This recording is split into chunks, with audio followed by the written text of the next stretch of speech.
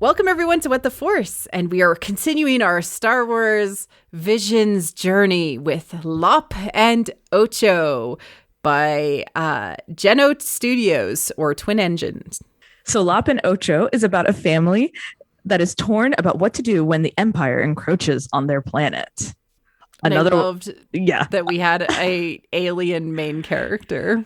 Exactly. Well, overall, love this episode. Another one of my favorites. So good. I loved Lop.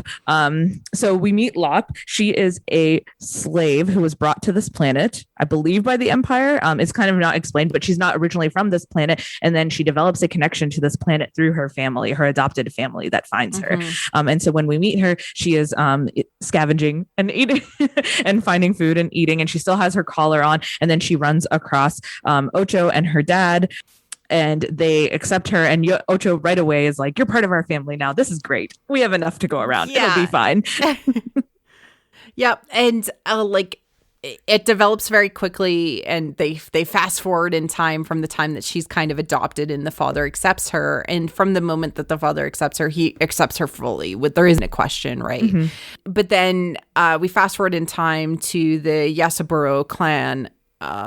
Sort of taking action against the rising imperial presence on the planet Tau, which, you pointed out as well when we've discussed this before, that Tau is like Taoism or Taoism, right? It's very similar to like the natural flow of the universe, like destruction and creation being together. And we see a lot of that symbolically in the planet with machine and nature being very close together. Yeah, we like we had mentioned, we love these episodes that even down to the planets, things are thought about and planned out. And so in this one, particularly, the setting itself is its own character.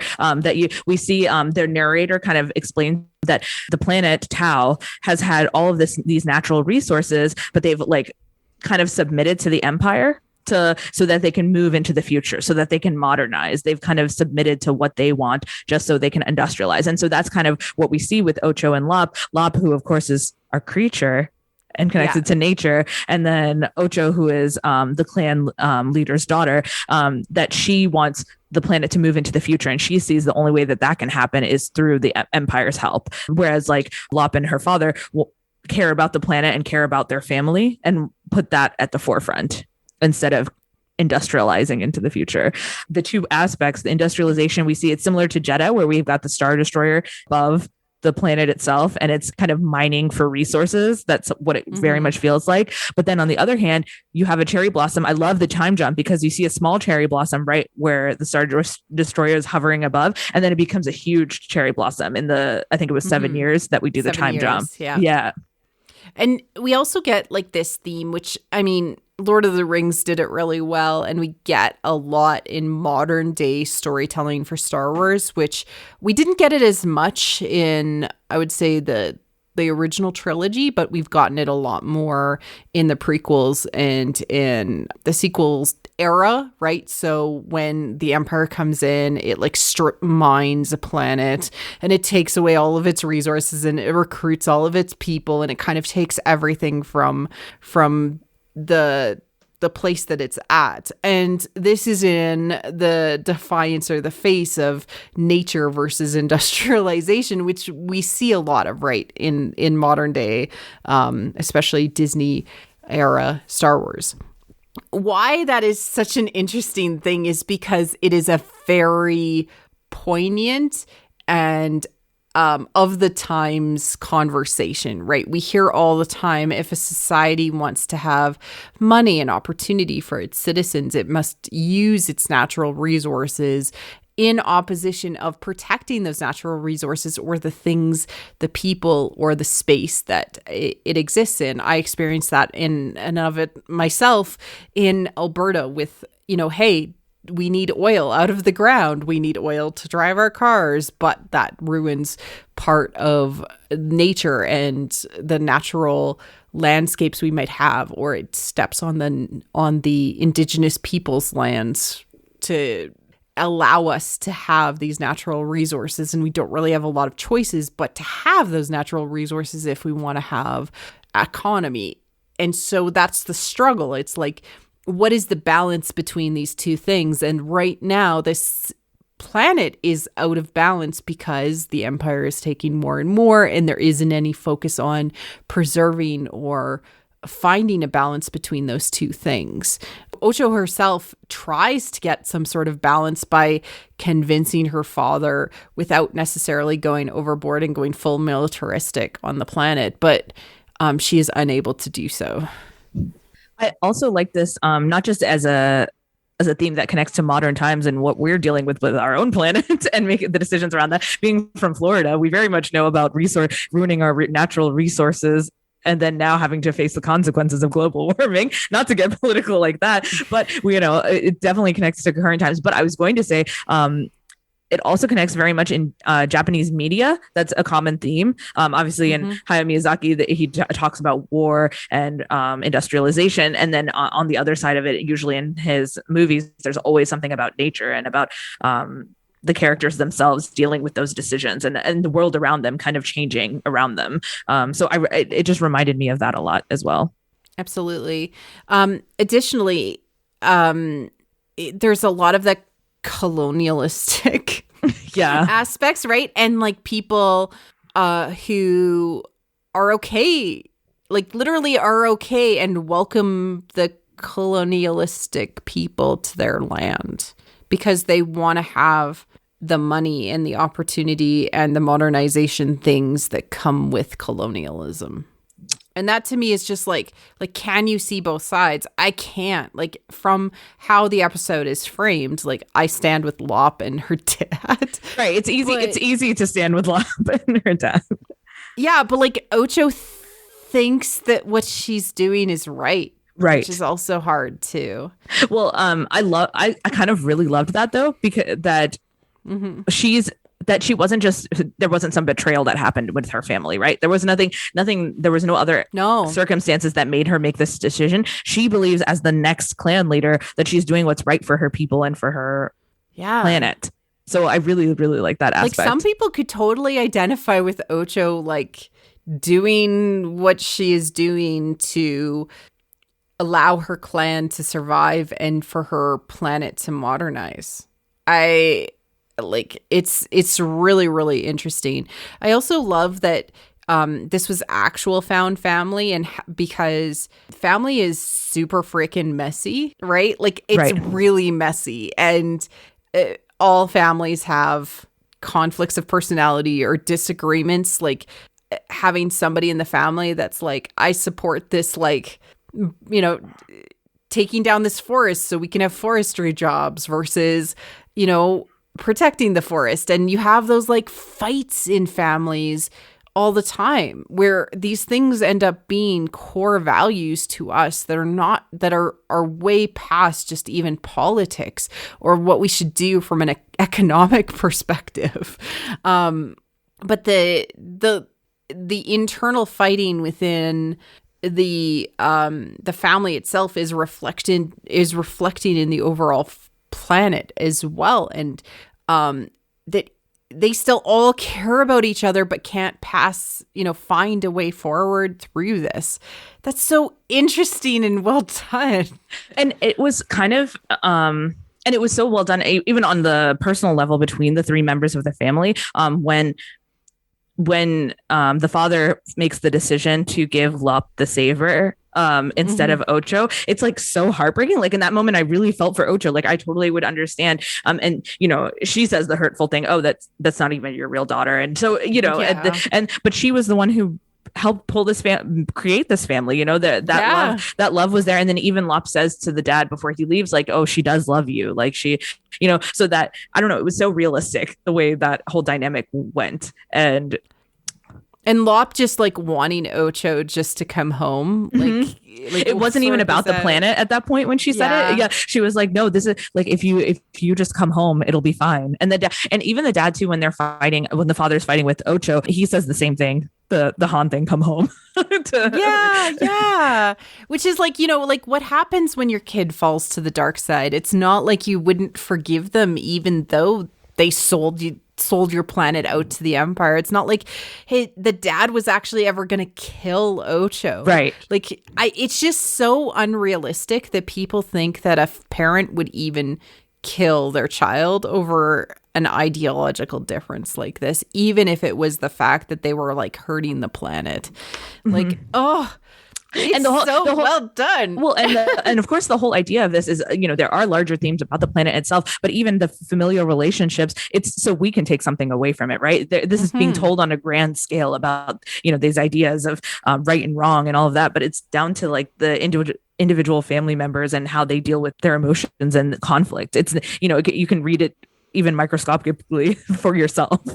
Yeah, absolutely. And that it's never too late to come back. And we hear that from Lop. And even when Ochō pokes out the eye of the dad, right?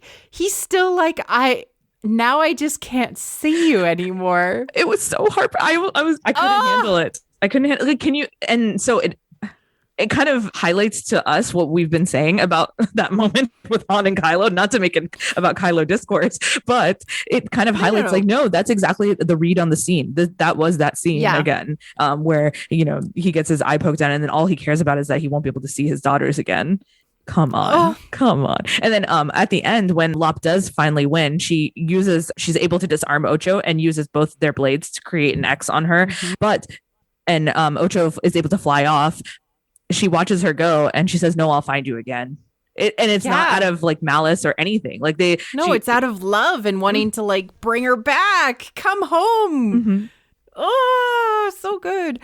Let's just take a moment to talk about Lop. I love the fact that she's an alien rabbit-like creature, very soft and like innocent, right? Because that's also like the hero comes from the least expected place concept. Just a little like stylistic thing. She has a little barrette that looks like a carrot, so cute, on the side of her face that keeps her like fur back from her face. She has the little like eye piece that like gives her information, which was also like such a cool ad. She had her little friend mini droid. Yay, another mini droid.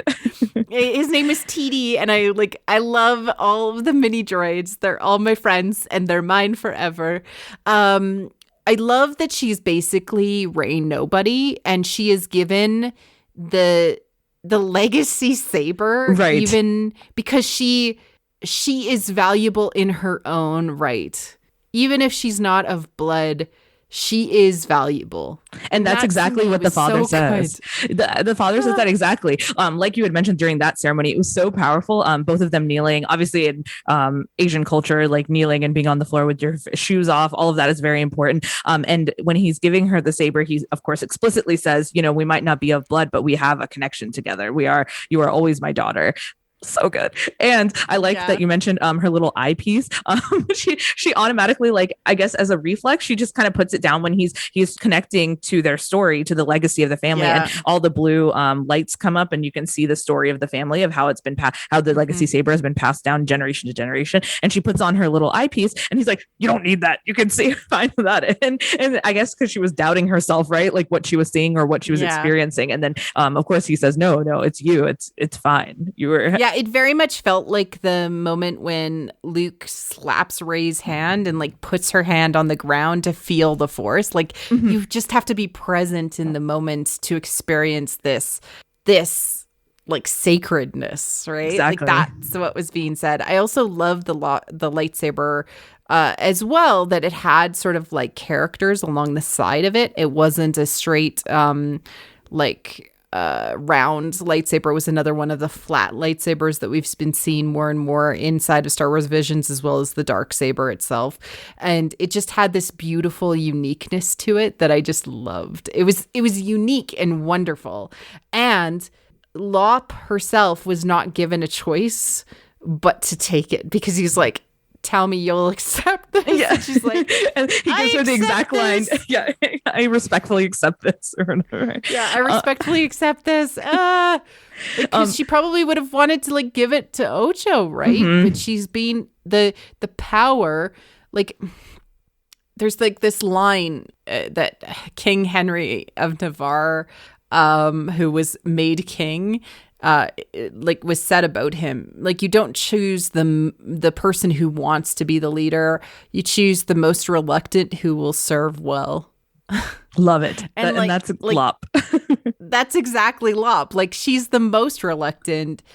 She doesn't know herself, but she's a good person and she respects the values of the clan, and so takes it on, right? And like, I can see a lot of like Rey Skywalker parallels in this, and if it was done in this way, I would have loved it. It was not done in this way, so I can't love it. I was going to say we're hinting towards that. That's very much what was happening. I did want to talk about Ochō a little bit. The cool things with her, just her costuming and design. I love that when she turns, she takes, I believe it's the red from her lipstick and then puts it on her eyeliner. I thought she bit her thumb. Oh, is that what it was? Okay. Yeah, I wasn't sure. Yeah, I thought so. There's a couple of like things. So her outfit in and of itself is just spectacular and beautiful, and like kind of shows more about the planet. And she's got like a bow as well, which was very traditional, like Japanese type look, right? This large bow, very characteristic of somebody who has lots of money and is a lady of the planet. But I think she bites her thumb and puts it on her eyes, kind of like to say like, I'm transforming, I'm changing, and then cuts off her hair and gives the braid to Lop to bring back to her father to say like, I'm done. Yes. Like, that's a very traditional like thing too, right? To say like, I'm gone.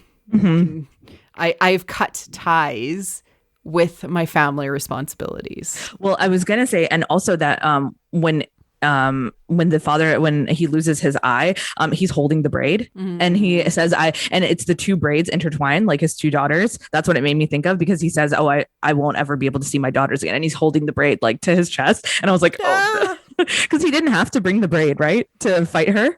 No, he brought it back to her. Yeah, he brought it back to her. And this makes me think like they were really trying to tie parallels to Rey Nobody with Lop, because it's like Lop and Ochō, and Ochō is 8 in Spanish. Oh, so. Right.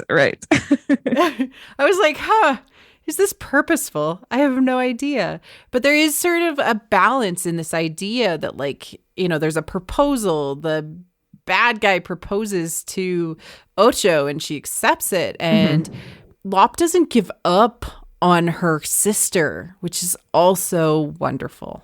And again, it's this formative moment, right? It's just this snapshot, and I want to know more. I want to see Lop go on her adventures across the galaxy. No, like we mentioned with all of these, we get thrown into this like kind of midway through the story, like these creatures. These animals and planets and these heroes and planets and stories just already exist, and we're kind of just catching them at the point where their hero's journey is about to start. It feels that way a little bit, but they do a great job of like explaining everything, and we're right there with them. Like, you're so invested by the end in their story. Absolutely. Oh, I was gonna say one last and final thing. That final shot when Lop and Ochō are separating from each other. Ocho is, of course, on a ship, but Lop is surrounded by cherry blossom petals. They're kind of going through her hair, and the wind is blowing through her hair. And so, I know it's just, I know we talk about The Last Jedi a lot, but that was very much on purpose. What Rian Johnson did, where they have the Force connection, and Rey is in the natural environment, and the water spreads to Kylo on his ship, where it's very cold and industrial, and so it just reminded me of that moment a lot too. Oh, Star Wars. Yep. This makes me love Star Wars again. I don't know if it gave you the feels. No, it definitely did. It kind of reinvigorated me a little bit to dive into the themes again, and then also to know that people care about it the way that we do. I don't know. It was very and that they accentuated things that we care about too. Each one, see those reflected on screen. There hasn't been a single one where those themes are. I know we're keep harping on about themes, but they're important. And so those ideas, like those concepts and those messages, are really like they each had something to say. And I think, at least for me personally, that felt kind of missing Yeah. And it wasn't just about fighting, the why we fight, the characters, the emotions of the characters in the moments. That's always the center of each of these stories. And none of these were straightforward. It was never like, oh, just defeat the bad guy. Do you know what I mean? Yeah. Like each one, they never strayed from what we believe the true message of Star Wars is. Kind of, it's not just about good guys versus bad guys, right? The idea that there's a higher purpose that we're all kind of working towards. It just seems evident in every single one. They could have, any of these could have just been a fight, defeat the bad guy. That's the end. But no, each one, they always connect to a larger theme or a larger purpose. So I appreciate that. And reflect back a piece of the stories that we've already had, but in a unique and different lens, which I love parallels in Star Wars, but only when they feel like they're coming from an alternative angle. Exactly. Right? They're saying something new that we already knew or we only knew a piece of, and they're exploring it in a more in-depth and personal way. And this is what Star Wars Visions has given to me. I definitely appreciate it, even as we've been diving in. We can talk about it more at the end when we wrap everything up. But it's not just Easter eggs to have them. We could list it. We can say, okay, Boba Fett's there. A shout out to Star Wars Explained did a full Easter egg episode. I don't need to do that. You can just go and watch his video. Right, exactly. And so it's nice that it's not just that. It's not just a direct reference. There's deeper references. Related. Yeah. And it's character and it's emotion and it's like a feeling, like the Force. Right. Exactly. That's all we want. Okay. That's all we want. All right. This is wrapping up this episode. Hammy, where can people find you? I am on Twitter all day, every day at Balance Padawan. Awesome. And on to our next episode, Akakiri, which is the last episode of Star Wars Visions, at least for now. Yay. Cheers.